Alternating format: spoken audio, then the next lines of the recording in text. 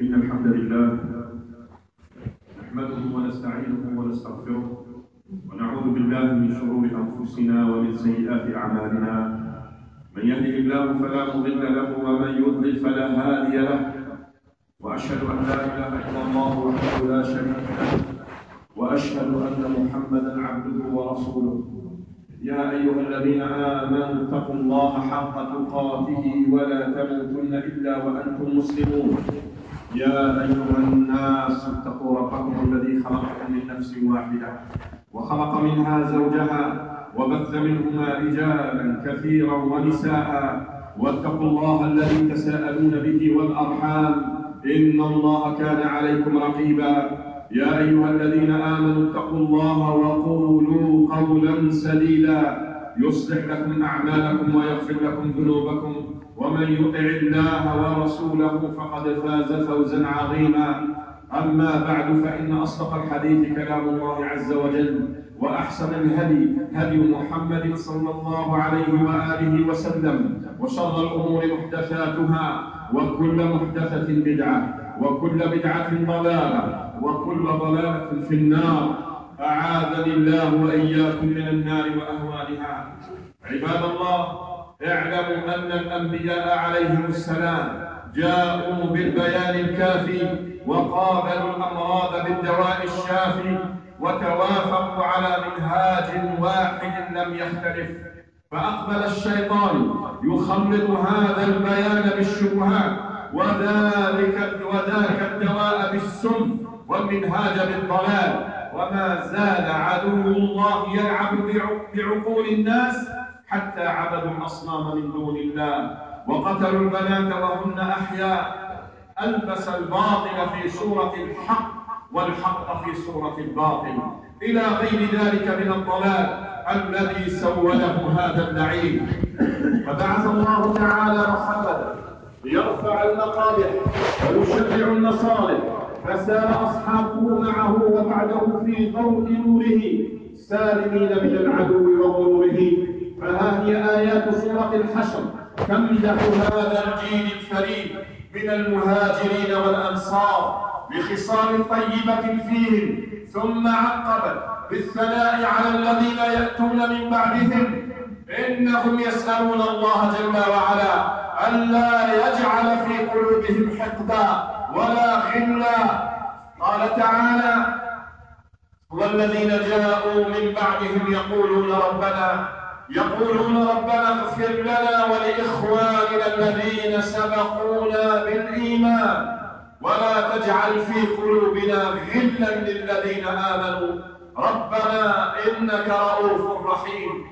ولما كانت الجنة دار سعادة ونعيم كامل شامل، كان لا بد لأصحابها من أن يكونوا مبرئين من كل حقد وغل ومن كل علة خلقية، لأن الحقد لا مكان ولا وجود له في الجنة، إنما يوجد في هذه الدار الدنية.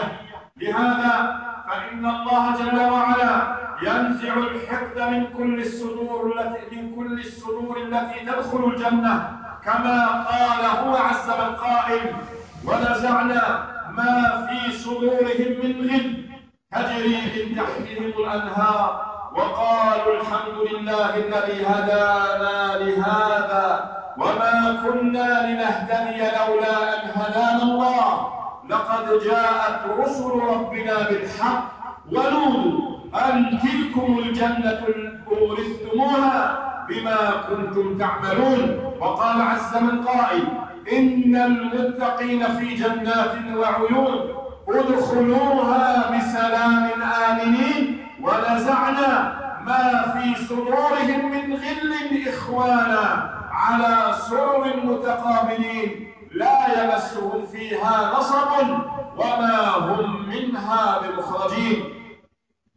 اعلموا عباد الله أن الحسد يكون على حساب كثير من الفضائل وجوانب الخير لدى الإنسان. كلما زاد الحقد في قلبه قلت فيه الصفات الحميدة وبذور الخير في نفسه.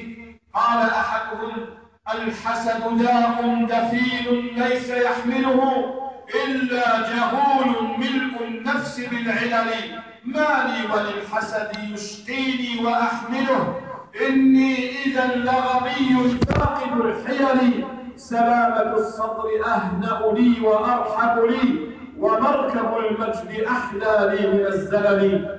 ومن هنا جاءت الحملة الشديدة على واحد من أرذل الأخلاق وأخطر الأمراض التي تصيب القلوب والأبدان، ألا وهو داء الحسد.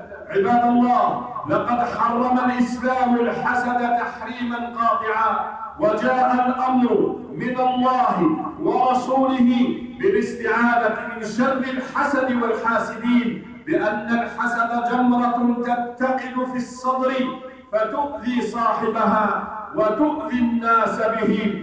والحاسد هو الذي يتمنى زوال النعمة عن غيره، ويتمنى أن تكون هذه النعمة له بدلا من غيره، فإذا رأى نعمة على أخيه حزن لها وأصابته الهموم وتسخط على أقدار الله، وبات ليله ساهرا ونهاره متألما. أيا حاسدا لي على نعمتي، أتدري على من أسأت الأدب؟ أسأت على الله في حكمه، لأنك لم ترض لي ما وهب، فأخزاك ربي أن زادني وسد عليك وجوه الطلب. يقول صلى الله عليه وآله وسلم: لا يجتمع في جوف عبد الإيمان والحسد. الحديث في صحيح الجامع. وعن أبي هريرة رضي الله عنه أن رسول الله صلى الله عليه وآله وسلم قال: إياكم والظن، فإن الظن أكذب الحديث، ولا تحسسوا ولا تجسسوا ولا تنافسوا ولا تحاسدوا ولا تباغضوا، وكونوا عباد الله إخوانا.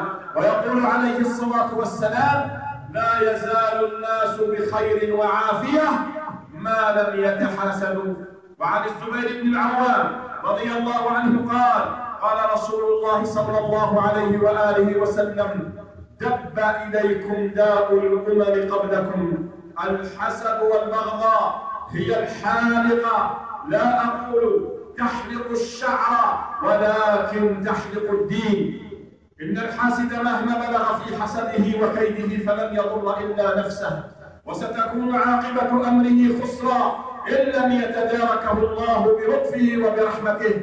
ولذا كان لزاما على المسلم أن يكون حذرا محذرا من أمر الحسد ومجالسة أهله، فالحسد داء عضال يزداد سيرانه في نفس صاحبه بحسب ضعف الوازع الديني الذي يردع صاحبه ويكفه عن الخوض فيه أو التوغل فيه. معشر المسلمين، وإن مما يزيد الأمر شدة وعناء أن ينضم إلى ركب الحاسدين فئة من يبدو ظاهرهم أنهم من أهل الصلاح والخير، فهذا النوع من الناس يخشى عليهم من عظيم العقوبة لشناعة ذنبهم وسوء صنيعهم، وكان الأولى والأجدر بهم أن يكونوا من أبعد الناس عن أوحال تلك الرذائل. فالأسباب الداعية للحسد كثيرة متشعبة، قد تجتمع كلها أو بعضها تارة وقد تفترق تارة أخرى.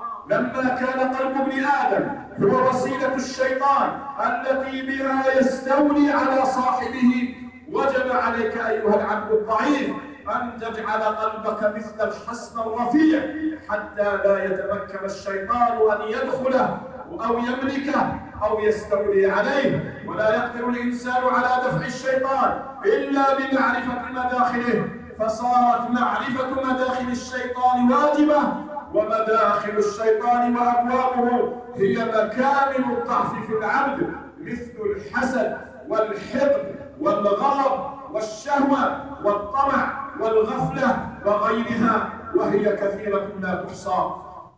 ولكني أشير إلى أهم مسائله في إغواء الخلق وتسلطه عليهم بها، ألا وهي الحسد والحرص. فمن كانت فيه هاتان الخصلتان عالية وصمة، وهما من أعظم مداخل الشيطان وأكبر وسائله. فقد روي أن نوحا عليه السلام لما ركب البحر وحمل وحمل في السفينة من كل زوجين اثنين، رأى في السفينة شخصا لم يعرفه، فقال له نوح: من أدخلك؟ قال: دخلت لأصيب قلوب أصحابك فتكون قلوبهم معي وأبدانهم معك. فقال نوح عليه السلام: اخرج عدو الله فإنك رجيم. فقال إبليس: 5 أهلك بهن الناس، وسأحدثك منهن ب3 ولا أحدثك ب2. فأوحي إلى نوح: إنه لا حاجة لك إلى ال3، مره يحدثك ب2. فقال: أما ال2 فالحرص والحسد، فبالحسد لعنت وجعلت شيطانا رجيما، وذلك حين عصى أمر ربه بالسجود لآدم حسدا من عنده، وبالحرص أصبت حاجتي من آدم، أبيح لآدم الجنة كلها إلا الشجرة التي عرف فوسوست له حتى أكل منها. معشر المسلمين، إن من علائم الخير والسعادة أن ينجو مجتمعنا وتطهر أخلاقنا ونفوسنا من هذا الداء، فإن النفوس قد جبلت على حب الرفعة، فلا تحب أن يعلوها أحد أو يتفوق عليها واحد من جنسها، فلا يكاد ينجو من ذلك أحد إلا من كان واثقا بالله وبما عند الله وراضيا بقضاء الله. وإذا أردنا النجاة من هذا الحسد فينبغي أن نعرف أسبابه حتى نعالجها بما يقتلعها من نفوسنا، وحتى ننقي أنفسنا منها قبل وقوعها. عباد الله، قد يدفع الإنسان إلى الحسد شيء من العداوة للآخرين أو التكبر عليهم أو العجب بما في النفس أو حب الرياسة والظهور. فقد حكى الله تعالى عن أقوام من الكفار حسدوا النبي عليه الصلاة والسلام وتمنوا أن ينزل القرآن على غيره، فقالوا: لولا نزل هذا القرآن على رجل من القريتين عظيم. وكان اليهود يعرفون صدق النبي عليه الصلاة والسلام وصدق دعوته، ولكنهم كفروا به بغيا وحسدا من عند أنفسهم. وقد يكون الحسد بين أقوام أو أناس من الأقران غالبا، وبين الأقارب وبين من يجمعهم وصف واحد. ولذلك ترى التاجر يحسد التاجر، والصانع في مهنته يحسد من يشاركه فيها. وقد تجد طالب العلم يحسد طالب علم آخر، أو ترى عالما يحسد عالما آخر، لأن الله تعالى أعطاه من القبول بين الناس والتأثير في نفوسهم ما لم يعط غيرهم، فكان ذلك مدخلا للحسد. قد يحاول الحاسد إخفاء حسده في اصطناع الغيرة على الدين والسنة، وفي حقيقة الأمر لا يدفعه سلوكه إلا حسد قاتل وحقد دفين، ومنشأ هذا الحسد حب الدنيا وعدم الرضا بقضاء الله وقدره. فاللهم إنا نسألك العفو والعافية. الحمد لله رب العالمين، والعاقبة للمتقين ولا عدوان إلا على الظالمين، وأشهد أن لا إله إلا الله ولي الصالحين، وأشهد أن محمدا خاتم الأنبياء وإمام المرسلين، صلوات ربي وسلامه عليه وعلى آله وصحبه ومن اختفى آثارهم واستنى بسنتهم وانتهج نهجهم إلى يوم الدين. عباد الله، إن الحاسد خسيس الطبع، فاقد المروءة، متهالك على الدنيا، صاحب على أقدار الله، ضيق الصدر بما أعطى الله لعباده من الخير. ولذلك جاء الإسلام بما يقتلع هذا الداء من النفوس، وبما يطهر القلوب من هذا المرض، وذلك بأن يعرف الإنسان أن الحسد ضرر على الحاسد نفسه في الدين والدنيا، وإنه لا يضر المحسود في الدنيا ولا في الدين إلا أن يشاء الله رب العالمين. والنعمة لا تزول عن المحسود لتصل إليك بحسدك أيها الحاسد. فعلى ما تعذب نفسك وتقتلها كل يوم شر قتله، إنك تشعل نارا تضطرم ينجو فيها المحسود، وتقع أنت فيها فتحرق نفسك. دع الحسود وما يلقاه من كمد، يكفيك منه لهيب النار في كبده. إن لمت ذا حسد نفست كربته، وإن سكت فقد عذبته بيده. وقال آخر: لله در الحسد ما أعدله، بدأ بصاحبه فقتله. عباد الله، واذكروا دائما أن كل نعمة من مال أو ولد أو جاه أو علم أو صحة أو سمعة حسنة إنما هي من الله تعالى، وبقدر منه، فلا يجوز أن نضيق بها عند أحد من خلقه جل وعلا، ولا أن نتمنى زوالها عنه. واذكروا دائما أن الحسد سبب للعناء والكفر. يقول الحق جل وعلا: ود كثير من أهل الكتاب لو يردونكم من بعد إيمانهم كفارا حسدا من عند أنفسهم من بعد ما تبين لهم الحق أم يحسدون الناس على ما آتاهم الله من فضله فقد آتينا آل إبراهيم الكتاب والحكمة وآتيناهم ملكا عظيما، أي موتوا بغيركم أيها الكفار. واستعيذوا بالله عباد الله من الحسد ومن شره. فهذا جبريل عليه السلام كان يرقي النبي صلى الله عليه وآله وسلم بهذه الكلمات: بسم الله أرقيك من كل شيء يؤذيك، من شر كل نفس أو عين حاسد الله يشفيك. فنسأل الله تعالى بأسمائه الحسنى وصفاته العلى أن يقينا شر الحسد والحاسدين، وأن يجنبنا الزلل والضرر عنا وسائر المسلمين، وأن يشفي مرضانا ومرضى المسلمين، ويرحم موتانا وموتى المسلمين. وآخر دعوانا أن الحمد لله رب العالمين.